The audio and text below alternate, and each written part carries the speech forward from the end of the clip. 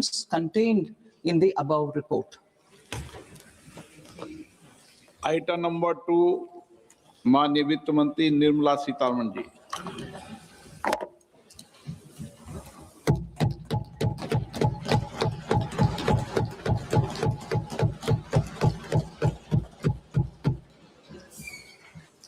Honorable Speaker, sir, on the sacred occasion of Magh Purnima and the birth anniversary of Guru Ravidas, I present the budget for the year 2026-2027.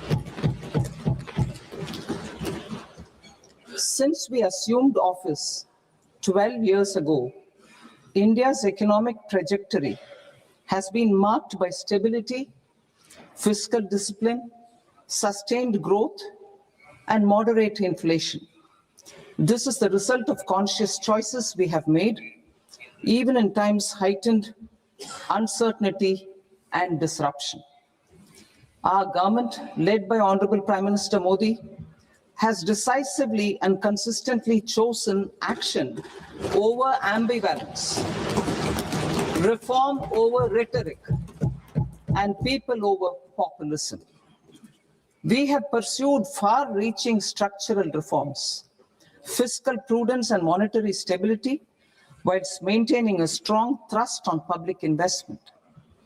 Keeping Atmanirbharta as a lodestar, we have built domestic manufacturing capacity, energy security, and reduced critical import dependencies.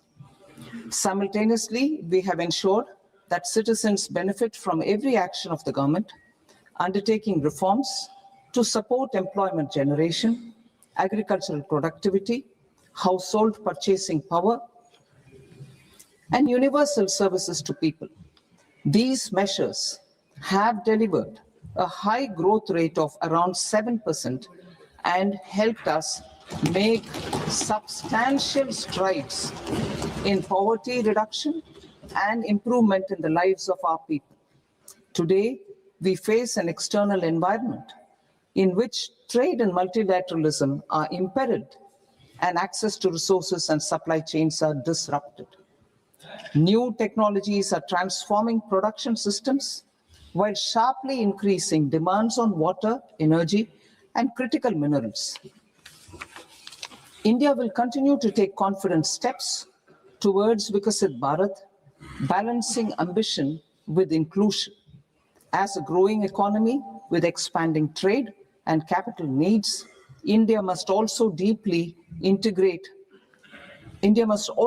remain deeply integrated with global markets, exporting more and attracting stable long-term investment. As I begin Part A, I want to express my gratitude to the people for standing firmly with us as we forge our way together towards becoming one of the largest economies of the world.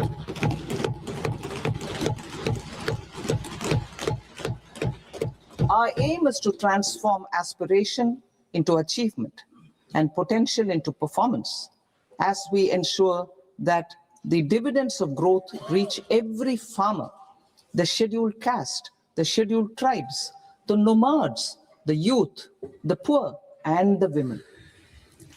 In Vikasit Bharat Young Leaders Dialogue 2026, several innovative ideas were shared with our Prime Minister, which have inspired many of the proposals, making this a unique Yuva Shakti-driven budget.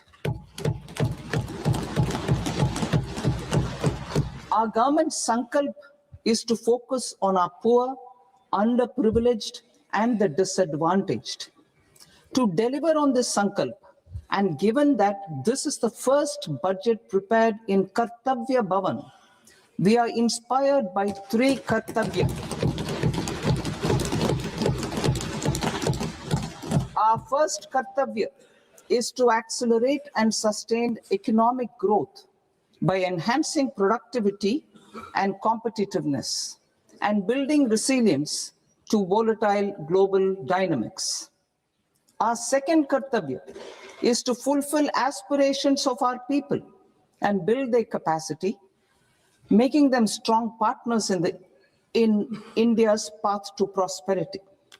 Our third kartavya, aligned with our vision of Sabka Saath, Sabka Vikas, is to ensure that every family, community, region, and sector has access to resources, amenities, and opportunities for meaningful participation. This threefold approach requires a supportive ecosystem. The first requirement is to sustain the momentum of structural reforms, continuous, adaptive, and forward-looking. Second, a robust and resilient financial sector is central to mobilizing savings, allocating capital efficiently, and managing risks. Third, cutting-edge technologies, including AI applications, can serve us as force multipliers for better governance. Reform Express. Our government has undertaken comprehensive reforms towards creating employment, boosting productivity, and accelerating growth. After the Prime Minister's announcement on Independence Day in 2025, over 350 reforms have been rolled out. This includes GST simplification, notification of labor codes, and rationalization of mandatory quality control orders. High-level committees have been formed, and in parallel, the central government is working with the state governments on deregulation and reducing compliance requirements. The Reform Express is well on its way and will maintain its momentum to help us fulfill our kartavya. I now move to specific proposals. Under our first kartavya, to accelerate and sustain economic growth, I propose interventions in 6 areas. 1. Scaling up manufacturing in 7 strategic and frontier sectors. 2. Rejuvenating legacy industrial sectors. 3. Creating champion MSMEs. 4. Delivering a powerful push for infrastructure. 5. Ensuring long-term security and stability. And 6. Developing city economic regions. Scaling up of manufacturing in 7 strategic and frontier sectors. Biopharma Shakti, meaning biopharma strategy for health advancement through knowledge, technology, and innovation. India's disease burden is observed to be shifting towards non-communicable diseases like diabetes, cancer, and autoimmune disorders. Biologic medicines are key to longevity and quality of life at affordable costs. To develop India as a global biopharma manufacturing hub,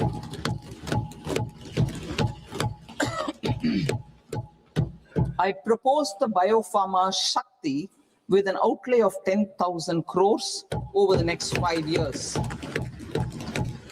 This will build the ecosystem for domestic production of biologics and biosimilars. The strategy will include a biopharma-focused network with 3 new national institutes of pharmaceutical education and research, popularly known as NIPERs, and upgrading 7 existing ones. It will also create a network of 1,000 accredited India clinical trials sites. We propose to strengthen the Central Drug Standard Control Organization to meet global standards and approve timeframes through approval timeframes through a dedicated scientific review cadre and specialists.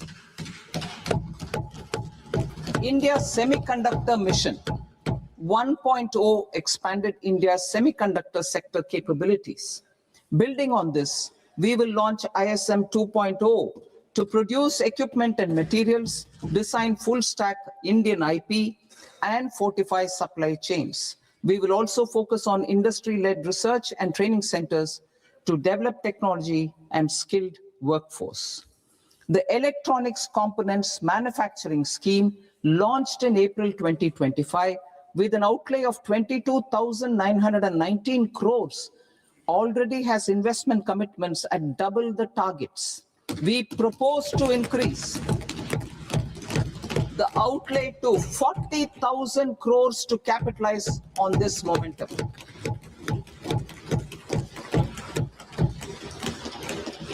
A scheme for rare earth permanent magnets was launched in 2025 November. We now propose to support the mineral-rich states of Odisha, Kerala, Andhra Pradesh, and Tamil Nadu to establish dedicated rare earth corridors to promote mining, processing, research, and manufacturing. To enhance domestic chemical production and reduction import dependency and reduce import dependency, we will launch a scheme to support states in establishing 3 dedicated chemical parks through challenge route on a cluster-based plug-and-play model. Strong capital goods.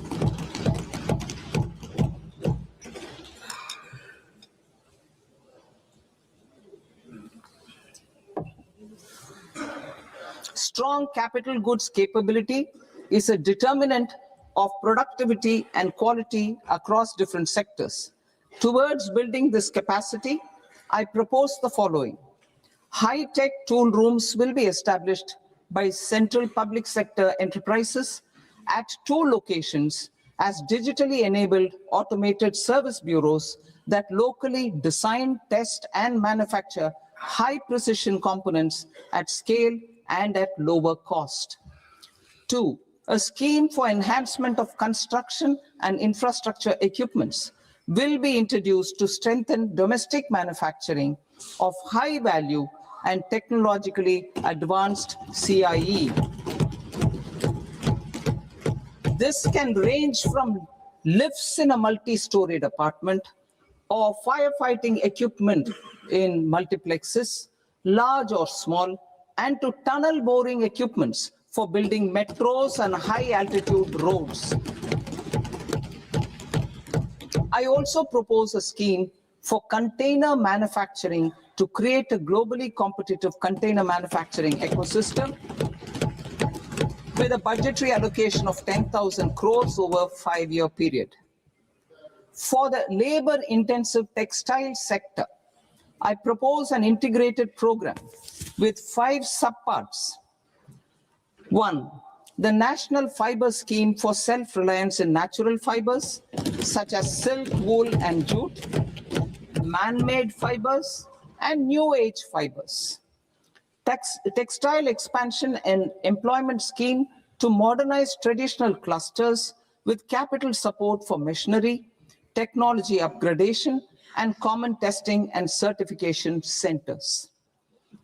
3, the National Handloom and Handicraft Program to integrate and strengthen existing schemes and ensure targeted support for weavers and artisans.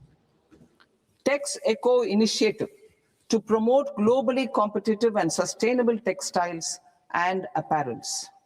Samarth 2.0 to modernize the upgrade the textile skilling ecosystem through collaboration with industry and academic institutions. Further, I propose to set up mega textile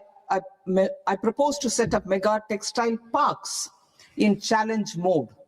They can also focus on bringing value addition to technical textiles. I propose to launch the Mahatma Gandhi Gram Swaraj initiative to strengthen khadi, handloom, and handicrafts. This will help in global market linkage and branding. It will streamline and support training, skilling, quality of process, and production. This will benefit our weavers, village industries, one district, one product, ODOP initiative, and also our rural youth. India has the potential to emerge as a global hub for high-quality, affordable sports goods. I propose a dedicated initiative for sports goods that will promote manufacturing, research, and innovation in equipment design, as well as material sciences. Rejuvenation of legacy industrial clusters. I propose to introduce a scheme to revive 200 legacy industrial clusters to improve their cost competitiveness and efficiency through infrastructure and technology upgradation. Creating champion SMEs and supporting micro enterprises. Recognizing MSMEs as a vital engine of growth, I propose a three-pronged approach to help them grow as champions. Equity support. I propose to introduce a dedicated 10,000 crores SME growth fund to create future champions, incentivizing enterprises based on select criteria. I also propose to top up the Self-Reliant India Fund set up in 2021 with 2,000 crores to continue support to micro enterprises and maintain their access to risk capital. Liquidity support.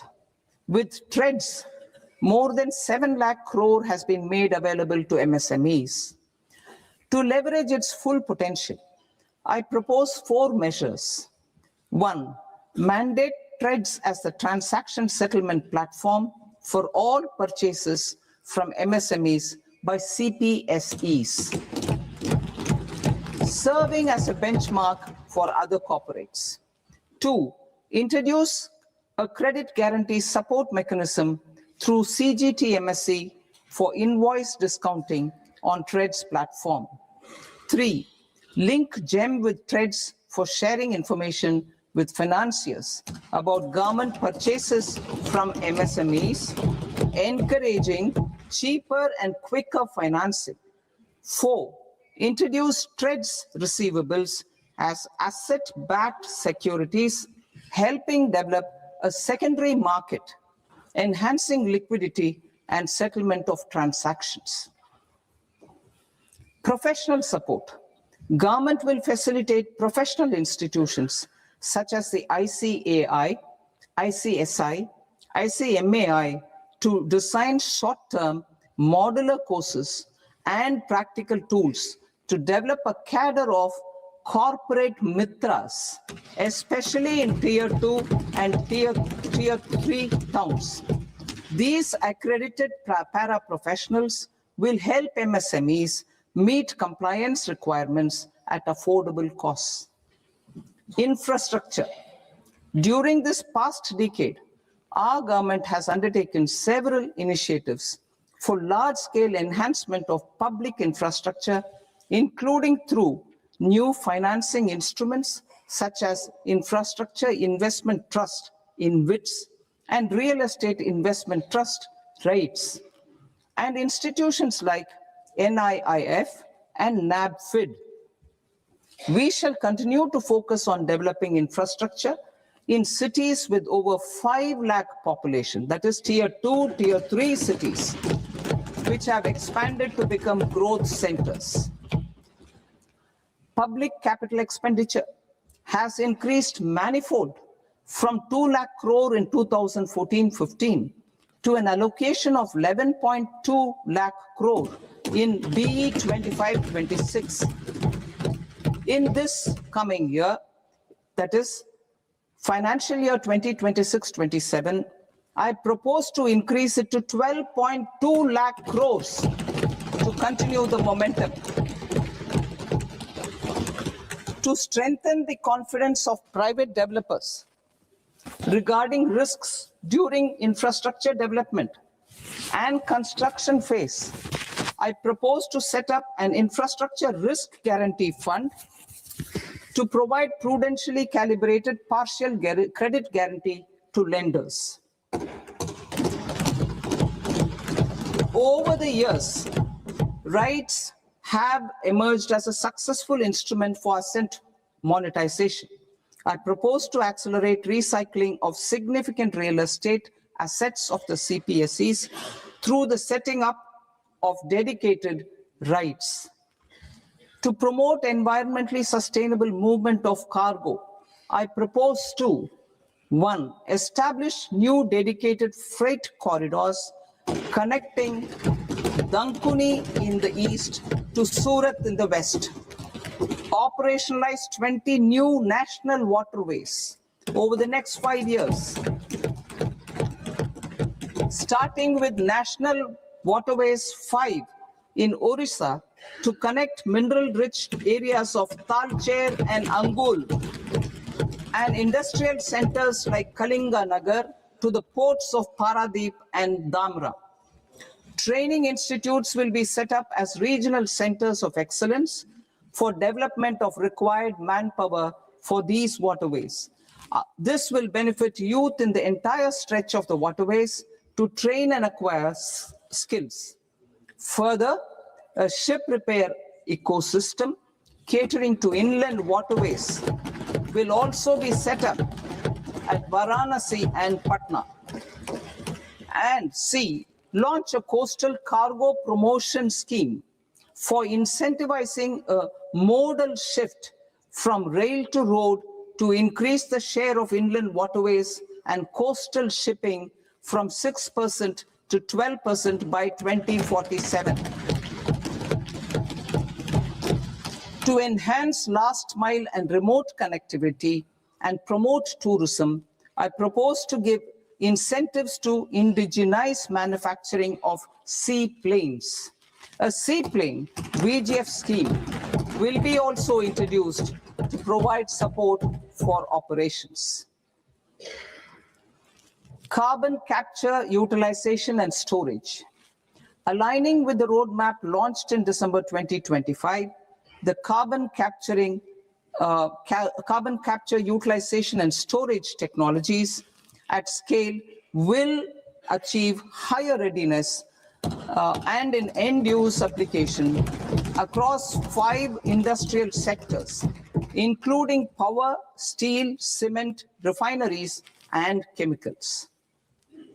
An outlay of 20,000 crore is proposed over the next 5 years for this purpose.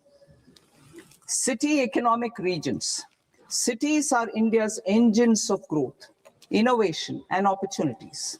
We shall now focus on Tier 2, Tier 3 cities, and even temple towns, which need modern infrastructure and basic amenities. This budget aims to further amplify the potential of cities to deliver the economic power of agglomerations by mapping city economic regions based on their specific growth drivers. An allocation of 5,000 crore per CER over 5 years is proposed for implementing their plans through a challenge mode with a reform-cum-result-based financing mechanism.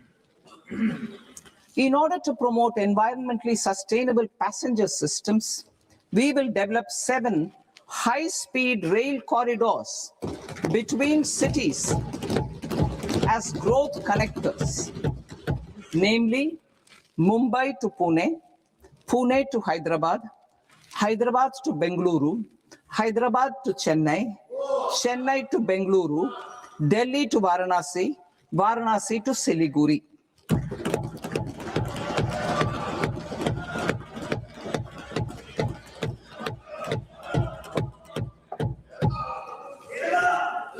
Financial sector.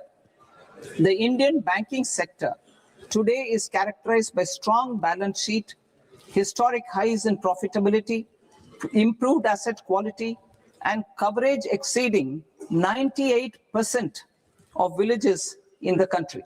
At this juncture, we are well placed to futuristically evaluate the measures needed to continue on the path of reform-led growth of this sector.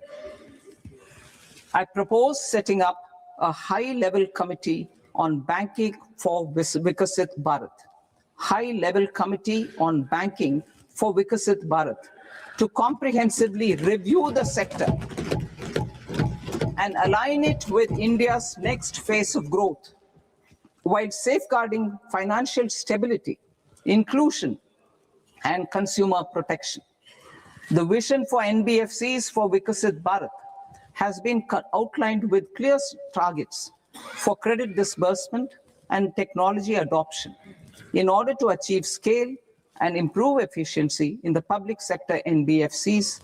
As a first step, it is proposed to restructure the Power Finance Corporation and Rural Electrification Corporation.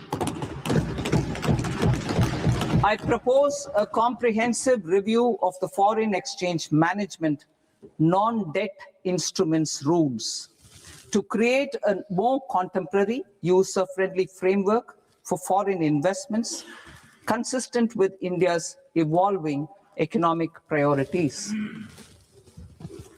Corporate bond market. I propose to introduce a market-making framework with suitable access to funds and derivatives on corporate bond indices. I also propose to introduce total return swaps on corporate bonds. Municipal bonds. To encourage the issuance of municipal bonds of higher value by larger cities, I propose an incentive of 100 crore rupees for a single bond issuance. 100 crore rupees for a single bond issuance of more than 1,000 crore. The current scheme under Amrit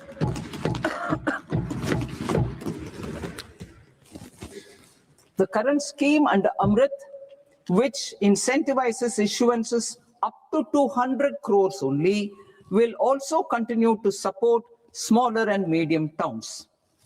That will also continue to support the smaller and medium towns. Ease of doing business. Individual persons resident outside India, PROI, will be permitted to invest in equity instruments of listed Indian companies through the portfolio investment scheme. It is also proposed to increase the investment limit for an individual PROI under the scheme from 5% to 10%, with an overall investment limit for all individual PROIs to 24% from the current 10%. Emerging technologies including AI. 21st century is technology driven. Adoption of technology is for the benefit of all people. Farmers in the field, women in STEM, youth keen to upskill, and Divyangjan to access newer opportunities. The government has taken several steps to support new technologies through AI Mission, National Quantum Mission, Anusandhan National Research Fund, and Research and Development and Innovation Fund. Our second kartavya is to fulfill aspirations and build capacities. Close to 25 crore individuals have come out of multi-dimensional poverty through a decade of our government's sustained and reform-oriented efforts.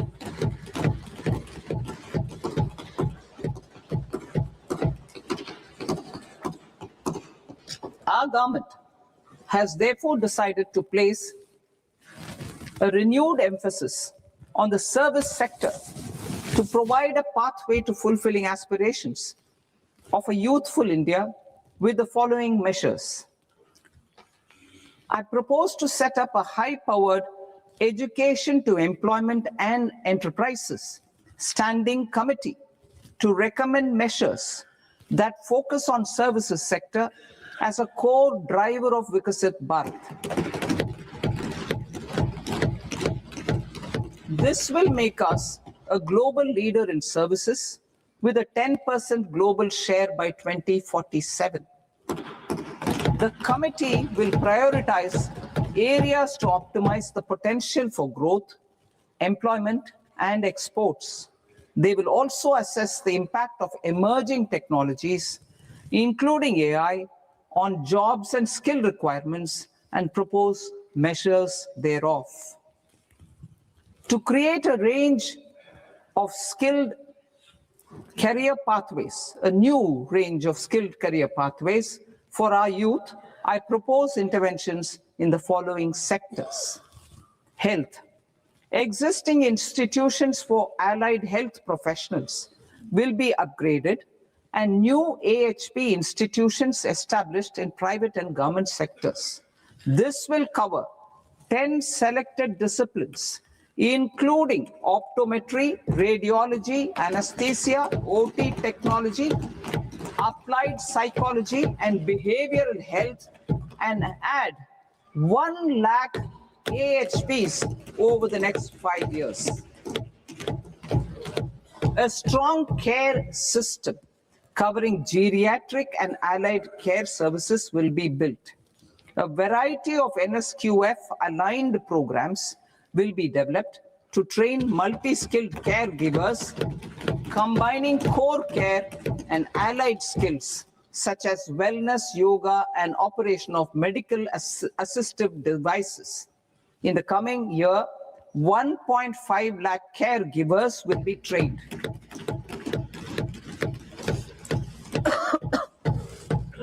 Hubs for medical value tourism. To promote India as a hub for medical tourism services, I propose to launch a scheme to support states in establishing 5 regional medical hubs in partnership with the private sector. These hubs will serve as integrated healthcare complexes that combine medical, educational, and research facilities. They will have Ayush centers, medical value tourism facilitation centers, and infrastructure for diagnostics, post-care, and rehabilitation. These hubs will provide diverse opportunities, job opportunities for health professionals, including doctors and AHPs. Ancient Indian yoga, already respected in several parts of the world, was given a mass global recognition when Honorable Prime Minister took it to the UN. Post-COVID, Ayurveda gained a similar global acceptance and recognition. Exporting quality Ayurveda products helps farmers who grow the herbs and youth who process the products. To meet growing global demand, a few more steps are being taken. I propose to, 1, set up 3 new All India Institutes of Ayurveda. 2, upgrade Ayush pharmacies and drug testing labs for higher standards of certification ecosystem and make available more skilled personnel. 3, upgrade the WHO Global Traditional Medicine Center in Jamnagar to bolster evidence-based research, training, and awareness for traditional medicine. Animal husbandry. Livestock contributes to close to 16% of farm income, including of poor and marginal households. To scale up availability of veterinary professionals by more than 20,000, I propose to roll out a loan-linked capital subsidy support scheme for establishment of veterinary and para-veterinary colleges, veterinary hospitals, diagnostic laboratories, and breeding facilities in private sector. Collaboration between Indian and foreign institutions will also be facilitated. Orange economy. India's animation, visual effects, gaming, and comics sector, AVGC sector, is a growing industry projected to require 2 million professionals by 2030. I propose to support the Indian Institute of Creative Technologies, Mumbai, in setting up AVGC content creator labs in 15,000 secondary schools all over the country and 500 colleges. The Indian design industry is expanding rapidly, and yet there is a shortage of Indian designers. I propose to establish, through challenge route, a new National Institute of Design to boost design education and development in the eastern region of India. Education. Our government will support states through challenge route in creating 5 university townships in the vicinity of major industrial and logistics corridors. These planned academic zones will host multiple universities, colleges, and research institutions, skill centers, and residential complexes. In higher education, STEM institutions, prolonged hours of study and laboratory work pose some challenges for girl students. Through VGF, viability gap funding and capital support, one girls' hostel will be established in every district.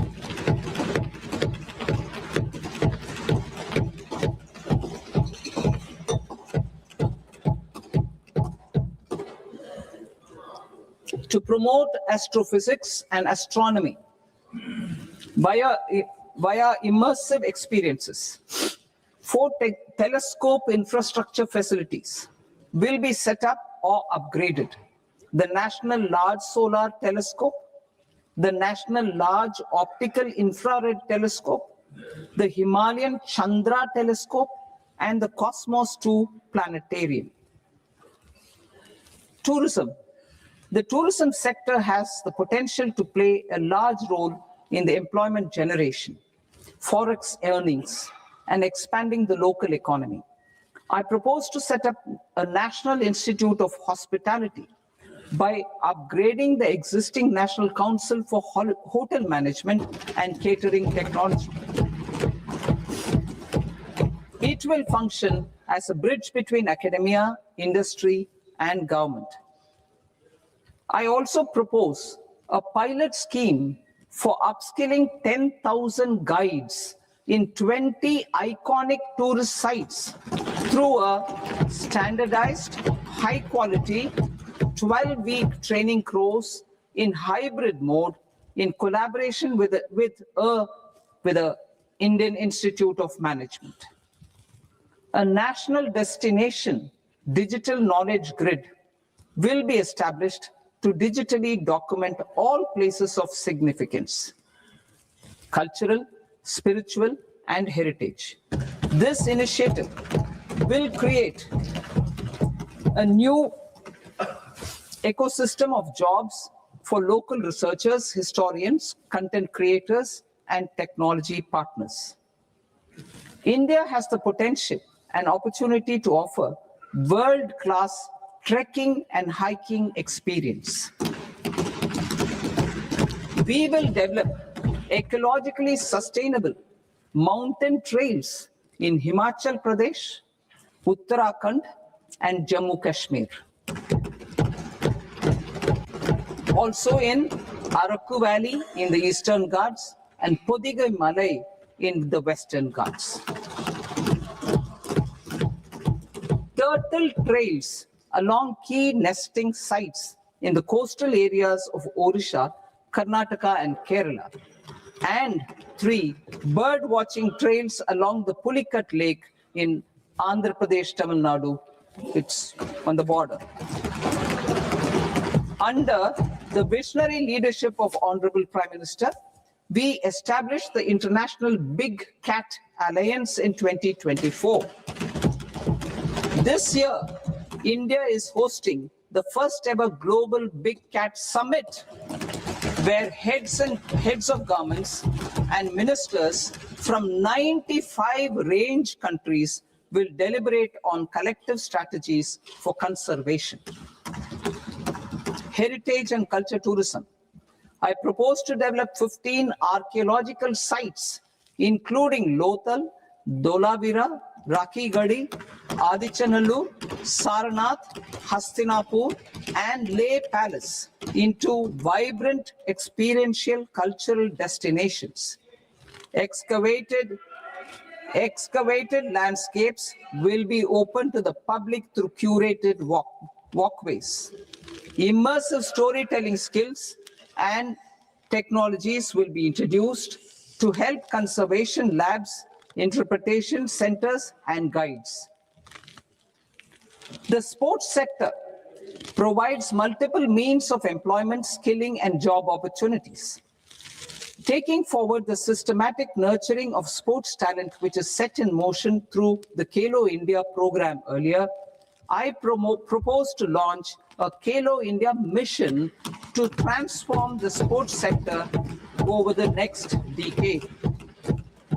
The mission will facilitate an integrated talent development pathway supported by training centers, which are foundational, intermediate, and elite levels.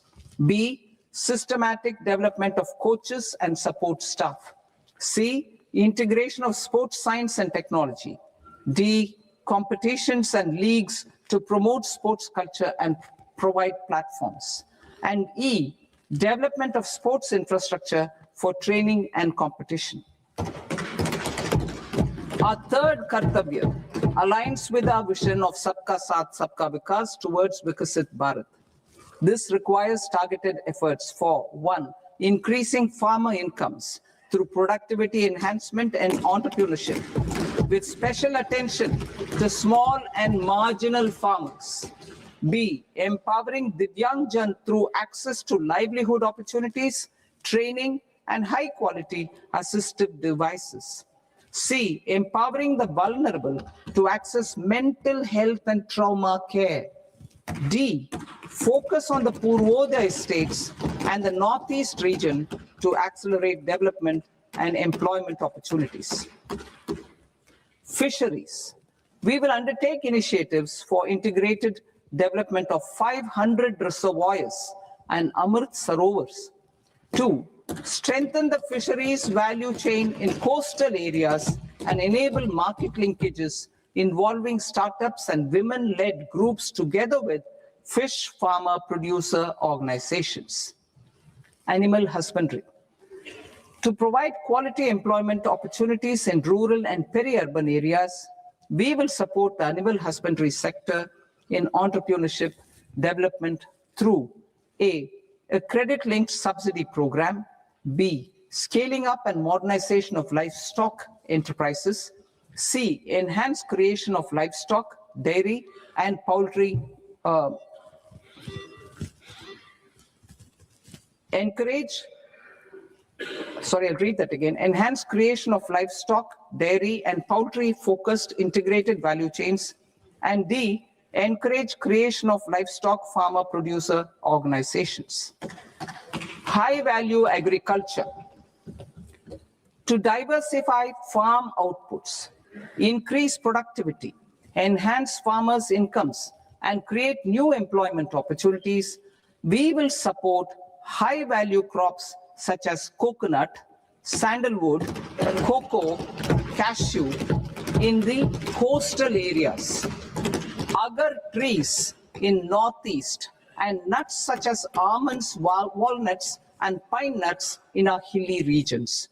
These, all of them, will be supported. India is the world's largest producer of coconuts. About 30 million people, including nearly 10 million farmers, depend on coconuts for their livelihood. To further enhance competitiveness in coconut production, I propose a coconut promotion scheme to increase production and enhance productivity through various interventions, including replacing and non-productive trees with new saplings or plants or varieties in major coconut growing states.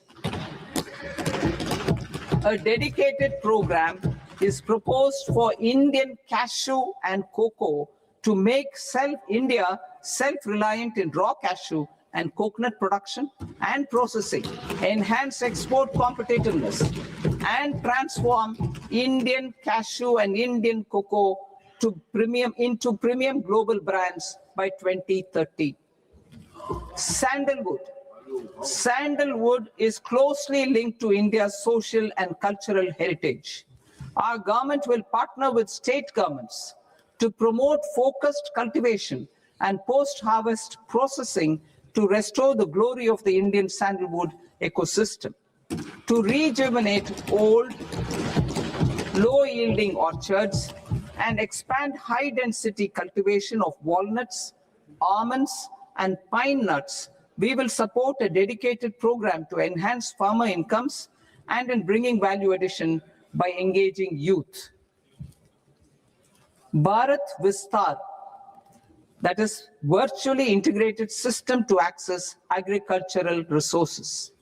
I propose to launch Bharat Vistar, a multilingual AI tool that shall integrate the AgriStack portals and the ICAR package on agricultural practices with AI systems.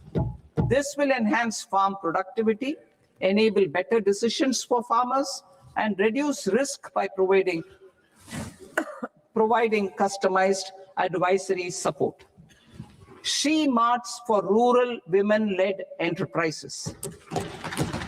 Building on the success of Lakpati Didi program, I propose to help women take the next step from credit-linked livelihoods to being owners of enterprises. Self-help entrepreneur, She Marts will be set up as community-owned retail outlets within the cluster-level federations through enhanced and innovative financing instruments. Empowering Divyangjan. Divyangjan Kaushal Yojana. Information technology, AVGC sectors, hospitality and food and beverages sectors often offer task-oriented and process-driven roles which are suitable for Divyangjan. We will ensure dignified livelihood opportunities through industry-relevant and customized training specific to each Divyangjan group. Divyang Sahara Yojana.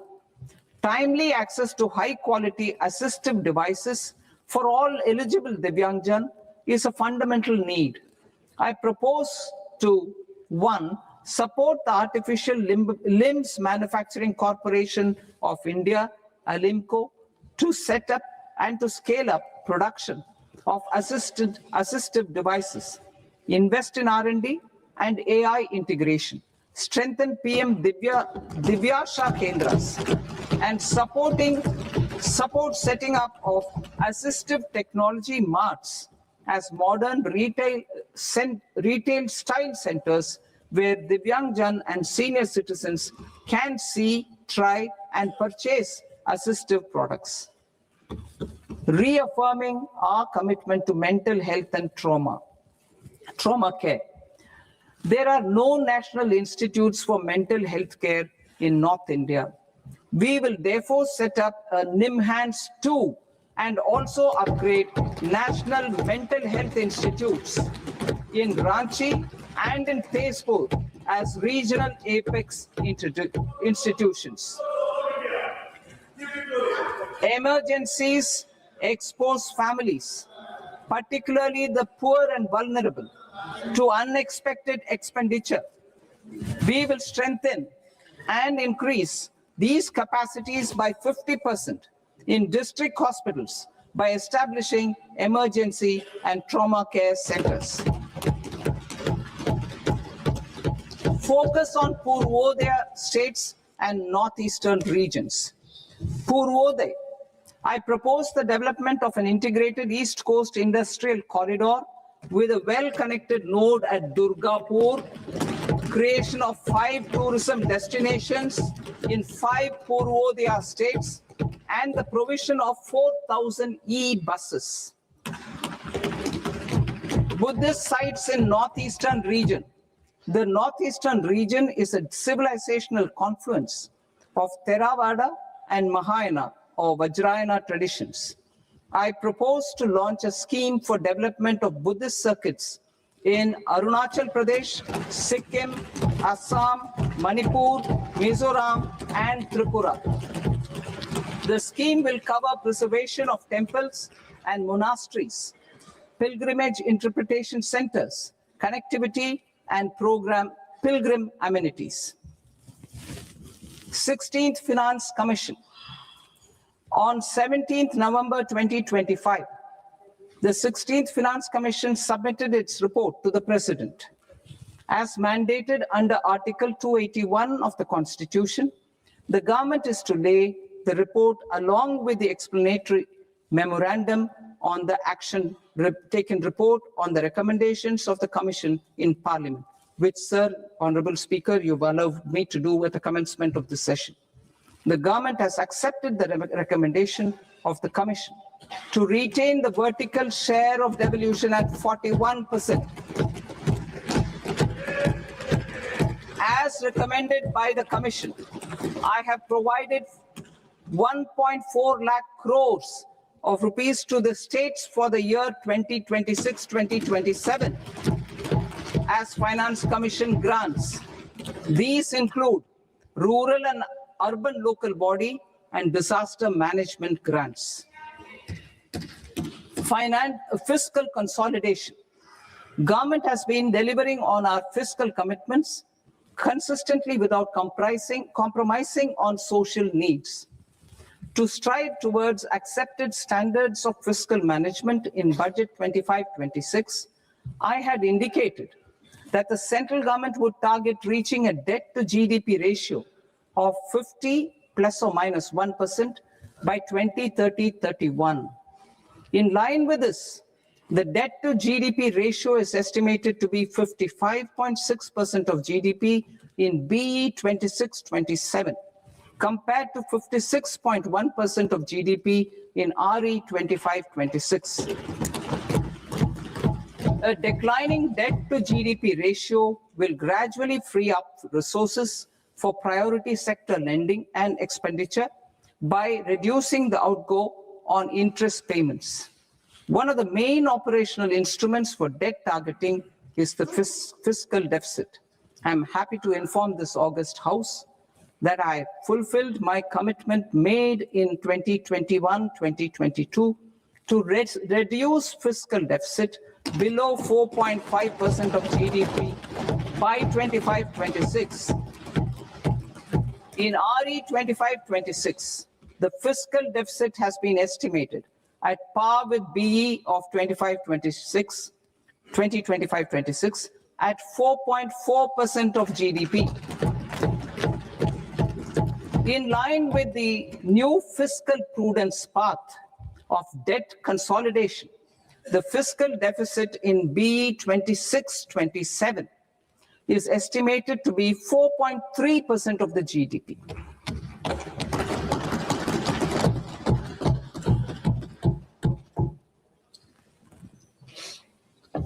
The revised estimates of the non-debt receipts are 34 lakh crore rupees, of which the centre's net tax receipts are 26.7 lakh crore.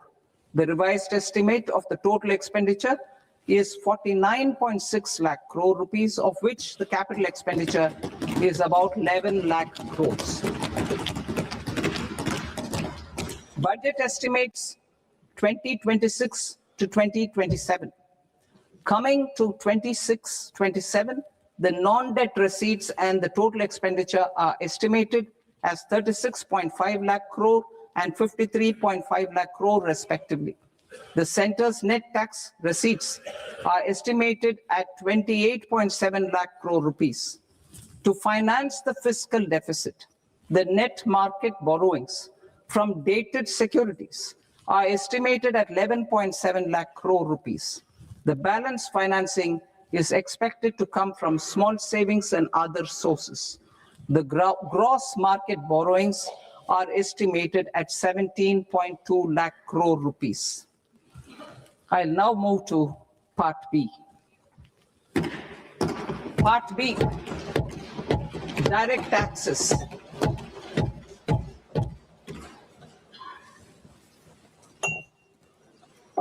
Honorable Speaker, sir, I now present my proposals on direct taxes. New Income Tax Act. In July 2024, I announced a comprehensive review of the Income Tax Act 1961. This was completed in a record time, and the Income Tax Act 2025 will come into effect from 1st April 2026. The simplified income tax rules and forms will be notified shortly, giving adequate time to taxpayers to acquaint themselves with its requirements.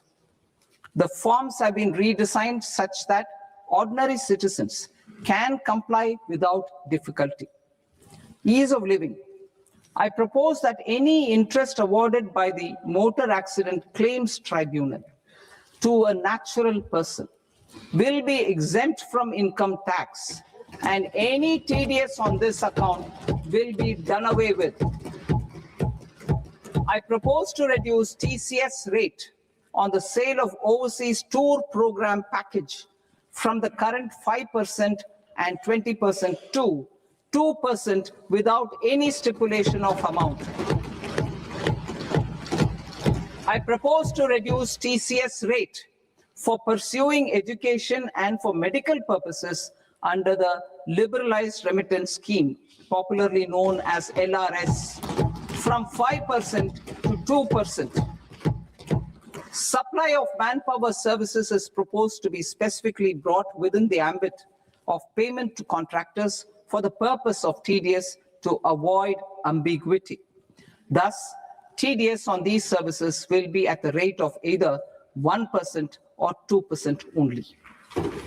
I propose a scheme for small taxpayers, wherein a rule-based automated process will enable obtaining a lower or nil deduction certificate instead of filing an application with the assessing officer.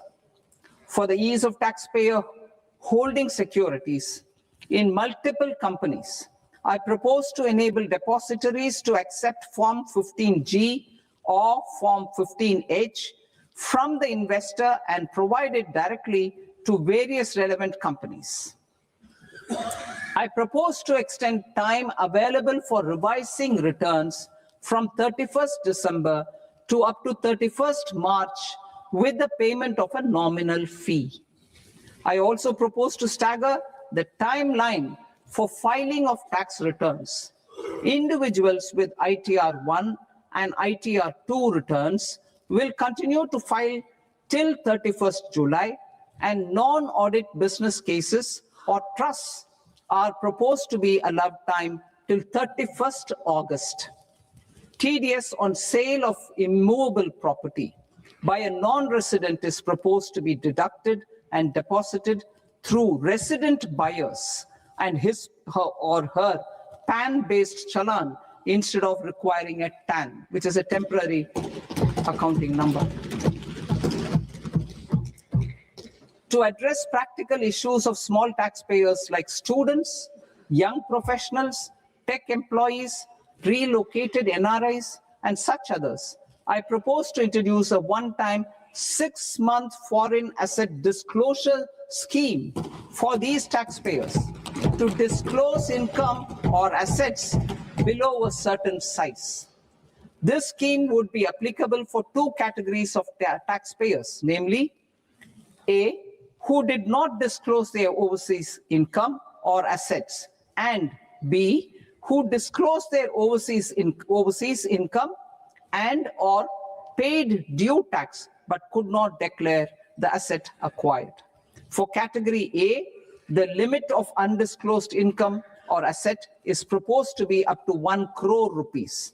They need to pay 30% of fair market value of asset or 30% of undisclosed income as tax and 30% as additional income tax in lieu of penalty, and would thereby get immunity from prosecution. For category B, asset value is proposed to be up to 5 crore rupees. Here, immunity from both penalty and prosecution will be available with a payment of fee of 1 lakh rupees. Rationalizing penalty and prosecution. Multiplicity of proceedings are hindrance to the ease of doing business. I propose to integrate assessment and penalty proceedings by way of a common order for both. There will be no interest liability on the taxpayer on the penalty amount for the period of appeal before the first appellate authority, irrespective of the outcome of appeal process. Further, quantum of prepayment is being reduced from 20% to 10% and will continue to be calculated only on core tax demand. As an additional measure for reducing litigation, I propose to allow taxpayers to update their returns even after reassessment proceedings have been initiated, and an additional 10% tax rate over and above the rate applicable for the relevant year. The assessing officer will then use only this updated return in his proceedings. There is already a framework for immunity from penalty and prosecution in the cases of underreporting. I propose to apply this framework for immunity to misreporting too. However, in such a case, the taxpayer will need to pay 100% of the tax amount as an additional income tax over and above the tax and interest due.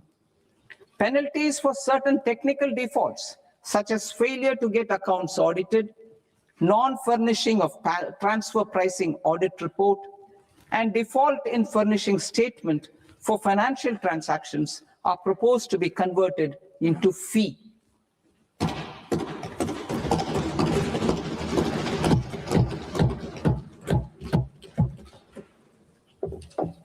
I propose to rationalize prosecution framework under Income Tax Act while maintaining a careful balance for deterrence in some serious offense. Non-production of books of account and documents and requirement of TDS payment where payment is made in kind are being decriminalized. Further, minor offenses will attract fine only. The remaining prosecutions will be graded commensurate with the quantum of offense. They will entail only simple imprisonment with maximum imprisonment reduced to 2 years and power to courts to convert even those into fines. There is no penalty. There's no penalty presently for non-disclosure of non-immovable foreign assets with aggregate value less than 20 lakh rupees. I propose to also provide them with immunity from prosecution with retrospective effect from 1/10/2024.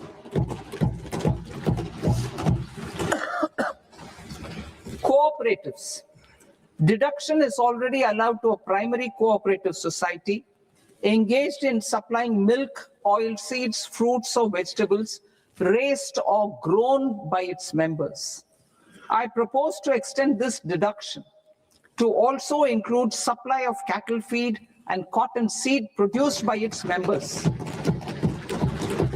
I propose to allow inter-cooperative society dividend income as deduction under the new tax regime to the extent it is further distributed to its members.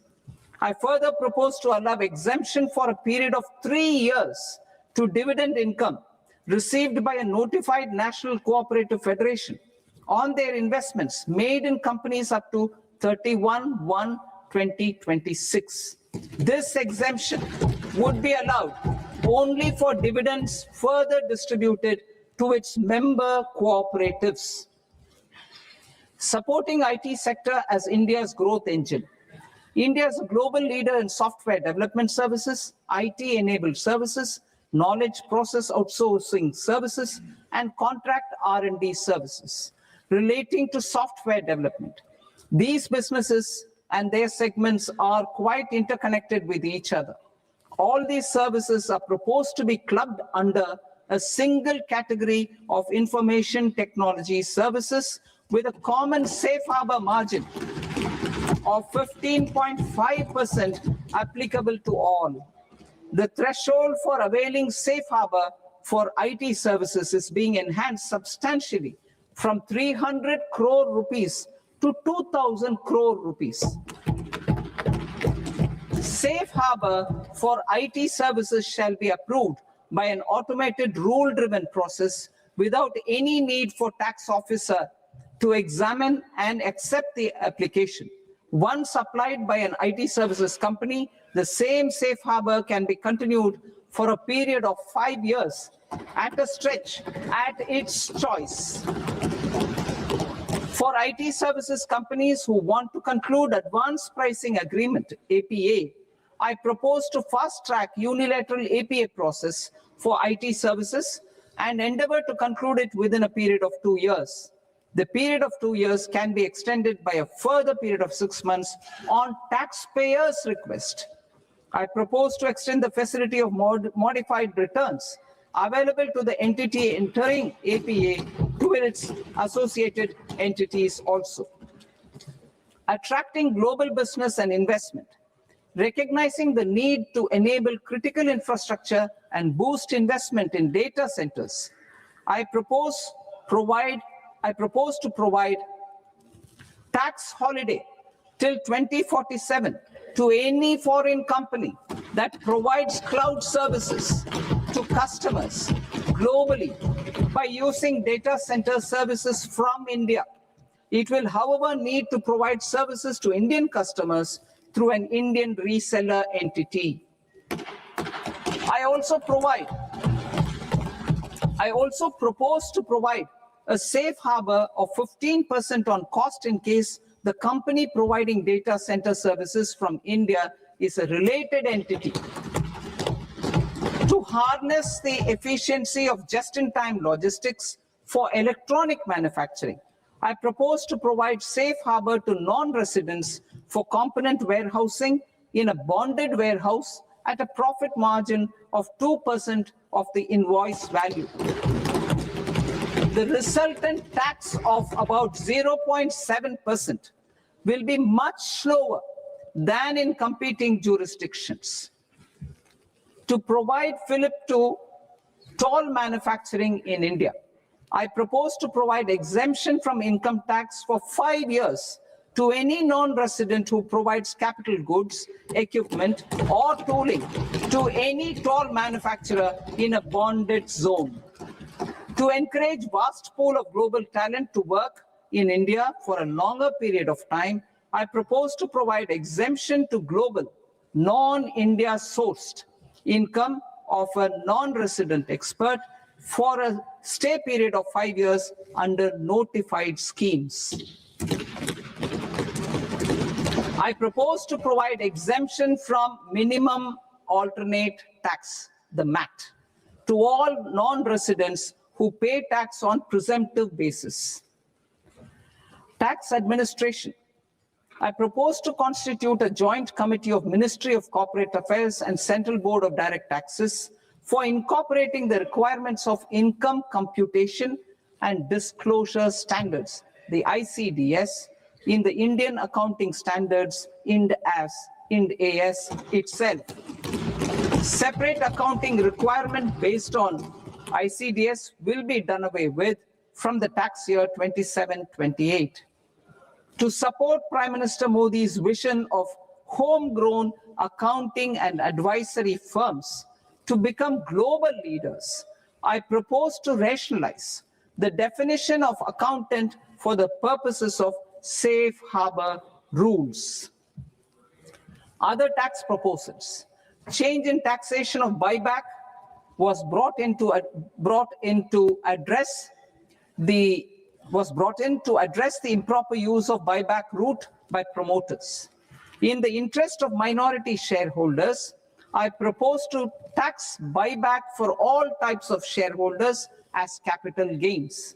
However, to disincentivize misuse of tax arbitrage, promoters will pay an additional buyback tax. This will make effective tax 22% for corporate promoters. For non-corporate promoters, the effective tax will be 30%. TCS rate for sellers of specific goods, namely alcoholic liquor, scrap, and minerals, will be rationalized to 2%, and that on Tendu leaves will be reduced from 5% to 2%. I propose to raise the STT on futures to 0.05% from the present 0.02%. STT on options premium and exercise of options are both proposed to be raised to 0.15% from the present rate of 0.1% and 0.125% respectively. We reformed the taxation landscape for corporates in 2019 by providing them a simplified regime with lower tax rate so that they could productively focus on business rather than on claim of deductions and exemptions. To encourage companies to shift to the new regime, set off of brought forward MAT credit, minimum alternate tax credit, is proposed to be allowed to companies only in the new regime. Set off using available MAT credit is proposed to be allowed to an extent of 1/4 of the tax liability in the new regime. MAT is proposed to be made final tax, so there will be no further credit accumulation from 1st April 2026. In line with this change, the rate of final tax is being reduced to 14% from the current MAT rate of 15%. The brought forward MAT credit of taxpayers accumulated till 30th March 2026 will continue to be available to them for set off as above. Indirect taxes. I shall now take up proposals related to indirect taxes. My proposals for customs and central excise aim to further simplify the tariff structure, support domestic manufacturing, promote export competitiveness, and correct inversion in duty. To continue weeding out long continuing customs duty exemptions, I propose to remove certain exemptions on items which are being manufactured in India or where the imports are negligible. Similarly, to further simplify the process of ascertaining the rate of duty applicable on a particular item, I propose to incorporate certain effective rates in various customs notifications to the tariff schedule itself. I shall now take up sector-specific proposals. Promotion of exports of marine, leather, and textile products. I propose to increase the limit for duty-free imports of specified inputs used for processing seafoods for export from the current 1% to 3% of FOB value of the previous year's export turnover. I also propose to allow duty-free imports of specified inputs, which is currently available for exports of leather or synthetic footwear, to exports of shoe uppers as well. I propose to extend the time period for export of final product from the existing 6 months to 1 year for exporters of leather or textile garments, leather or synthetic footwear, and other leather products. Energy transition and security. I propose to extend the basic customs duty exemption given to capital goods used for manufacturing lithium-ion cells for batteries to those used for manufacturing lithium-ion cells for battery energy storage systems also. I propose to exempt basic customs duty on import of sodium antimonate for use in manufacture of solar glass. Nuclear power. I propose to extend the existing basic customs duty exemption on imports of goods required for nuclear power projects till the year 2035 and expand it for all nuclear plants irrespective of their capacity. Critical minerals. It is proposed to provide basic customs duty exemption to the import of capital goods required for the processing of critical minerals in India. biogas blended CNG. I propose to exclude the entire value of biogas while calculating the central excise duty payable on biogas blended CNG. Civil and defense aviation. I propose to exempt basic customs duty on components and parts required for the manufacture of civilian training and other aircrafts. It is proposed to exempt basic customs duty on raw materials imported for the manufacture of parts of aircraft to be used in maintenance, repair, or overall requirements by units in the defense sector. Electronics. To deepen value addition in the consumer electronics sector, I propose to exempt basic customs duty on specified parts used in the manufacture of microwave ovens. Special economic zone. To address the concerns arising about utilization of capacity by manufacturing units in the special economic zones due to global trade disruptions, I propose as a special one-time measure to facilitate sales by eligible manufacturing units in SEZs to the domestic tariff area at concessional rates of duty. The quantity of such sales will be limited to a prescribed proportion of their exports. Necessary regulatory changes will be undertaken to operationalize the measures while ensuring level playing field for the units working in the DTA. Ease of living. To rationalize the customs duty structure for goods imported for personal use, I propose to reduce the tariff rate on all dutiable goods imported for personal use from 20% to 10%. To provide relief to patients, particularly those suffering from cancer, I propose to exempt basic customs duty on 17 drugs or medicines. I propose also to add 7 more rare diseases for the purposes of exempting import duties on personal imports of drugs, medicines, and food for special medical purposes used in their treatment.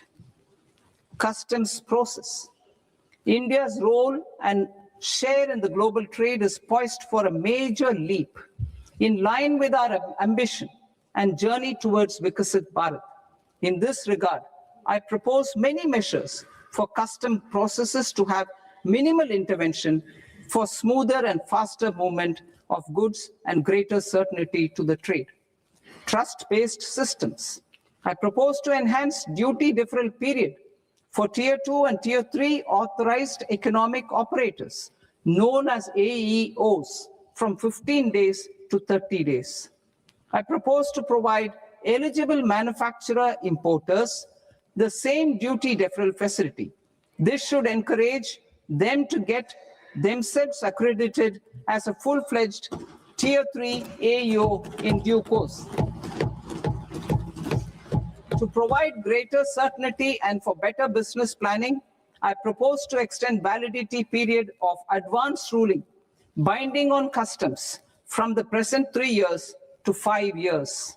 In the spirit of the whole of government approach,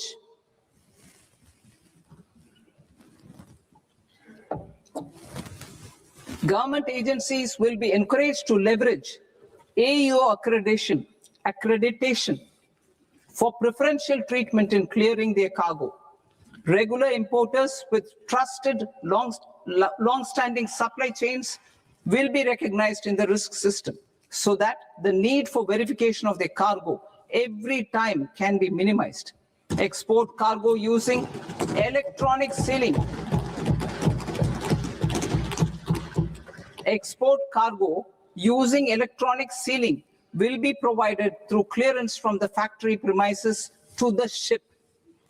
For import of goods not needing any compliance, filing of bill of entry by a trusted importer an arrival of goods will automatically notify customs for completing their clearance formalities. This will enable goods to be released immediately on arrival. The customs warehouse framework will be transformed into a warehouse operator-centric system with a self-declarations, electronic tracking, and risk-based audit. These reforms will move away from the current system of officer-dependent approvals and reduce transaction delays and compliance costs. Ease of doing business.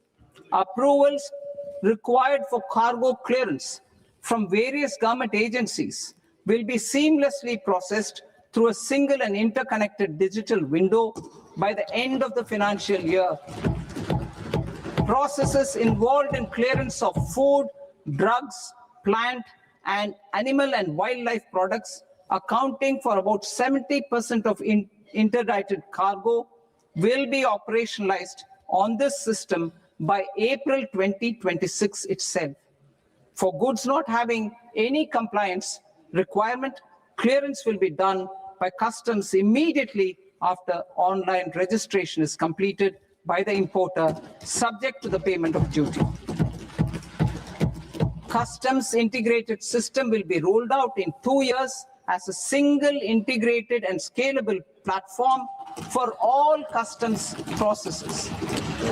Utilization of non-intrusive scanning with advanced imaging and AI technology for risk assessment will be expanded in a phased manner with the objective to scan every container across all the major ports. New export opportunities to support Indian fishermen to fully harness the economic value of marine resources beyond our territorial waters. The following measures will be taken.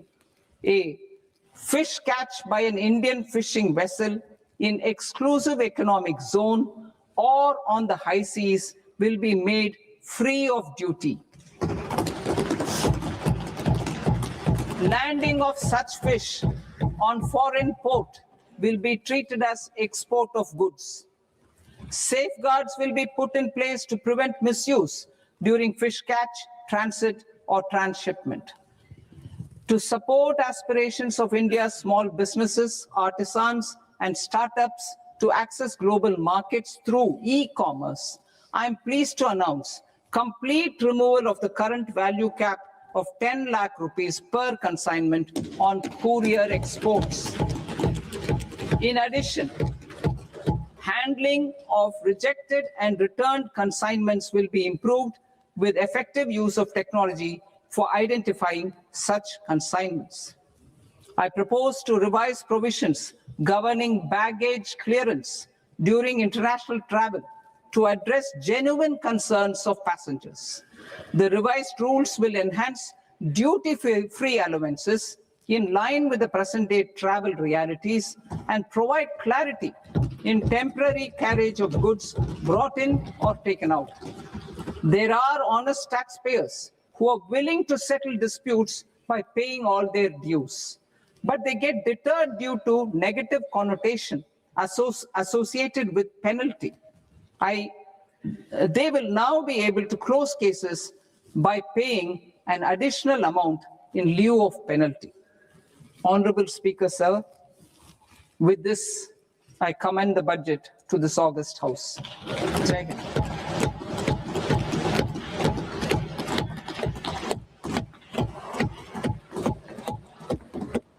One and a half hours. Item number 3, माननीय वित्त मंत्री जी.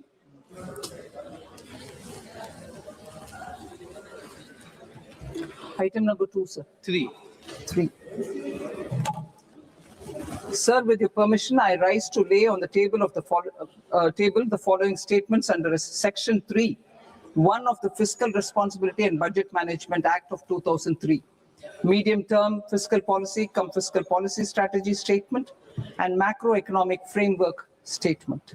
Item number 4, माननीय वित्त मंत्री जी. Sir, with your permission, I move for leave to introduce the Finance Bill 2026.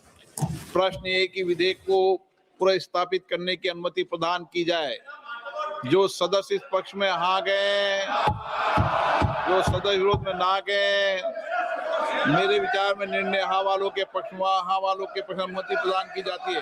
माननीय मंत्री जी, अब विधेयक पुनर्स्थापित करें। Sir, I introduce the bill. माननीय सदस्य, आपको सूचित किया जाता है कि माननीय मुख्यमंत्री जी के बजट भाषण की कॉपी पब्लिकेशन काउंटर पर ली जाती है। बजट भाषण और बजट से संबंधित दस्तावेज आपके मोबाइल फोन और मेंबर पोर्टल्स पर ही उपलब्ध है। सभा की कार्रवाई कल सोमवार दिनांक 2 फरवरी 2026 को प्राप्त 11 बजे तक के लिए स्थगित की जाती है।